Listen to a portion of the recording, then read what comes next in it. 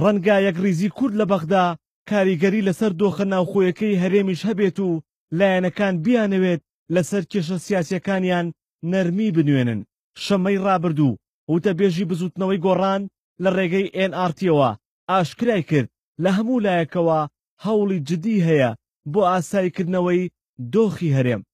هەوڵی جدی هەیە لە هەموو لایەکەوە بۆ ئاساییکردنەوەی بارودۆخەکە. ئەم هەڵوێستە فەرمی گۆڕان دەرئەنجامی ئەو جوموجوڵە سیاسیەیە کە نزیکەی 3 هەفتەیە لە نێوان لایەنەکانی هەرێم دەستی پێکردووە.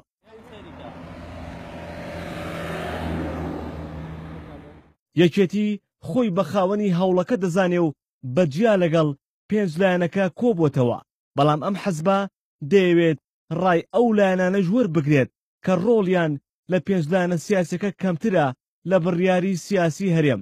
یەکێتی پێکەوە لەگەڵ 3 حەزب شوعی و سۆسیالیست و زەحمەتکێشان کۆبووە و ئەندامێکی بەشداربووی کۆبوونەوەکەش دەڵێت هەوڵەکانیان ئەنجامی هەبووە. لێک نزیک بوونەوەیەک هەیە و ئەبێتیش هەبێ لەبەرەوەی دۆخەکە لەوە زیاتر ئەوە هەڵناگرێ و زەرەرمەندی یەکەم لەم مەسەلەیە هاوڵاتیانی کوردستانن، بۆیە ئەبێت ئەم دۆخە تێپەڕێنین و ئەو دوو حزبە بە هەر شێوازێک بووە بگەنە گفتوگۆ و نەتیجەیەک. لەبەرەوە ئەبێت بگەینە نەتیجەیەک ئیتر چیمان لەبەردەستا بێ، چ لە کارتی فشار بۆ سەر هەردوو لا و چ لە دانووسان و قسەکردن لەگەڵ هەردوو لایەک. یەکێتی و 3 حەزبەکە دوای کۆبوونەوەکە ڕاگەیەنراوێکی هاوبەشیان بڵاو کردەوە و ڕایان گەیان دەبێت پەرلەمان کارا بکرێتەوە و چارەسەری دۆخی سیاسی هەرێم و قەیرانی دارایی بکرێت.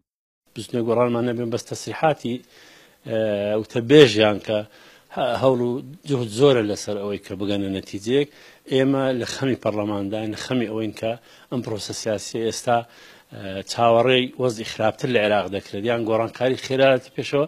ئێمە دەست بە مؤسساتی خۆماندا بگرین، بەڕاستی مؤسساتی تەشریعی پەرلەمان حکوومەت بۆی بتوانین لە وەزع سیاسی تازەیە هەم تێپەڕاندنی ئەزمە و قەیرانی کوردستان بێت. هەنگاوەکان بۆ ئاساییکردنەوەی دۆخی هەرێم لە کاتێکدایە شەمەی ڕابردوو پارتی وەکێتی دوای کۆبوونەوەیکی هاوبەش ڕایان گەیان توانای زیاتر دەخەنە کار بۆ ئەوەی ناوماڵی سیاسی کوردستان لەبەر ڕۆشنایی باری بابەتی بوونی ئێستای چارەسەری سیاسی بۆ بدۆزنەوە و مافی لایەنەکان بە پێی شایستەی هەڵبژاردن دەستەبەر بکرێ.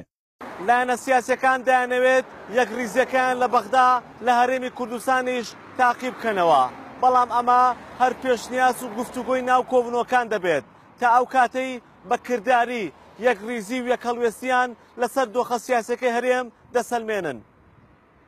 هێمن مەحموود NRT سلێمانی.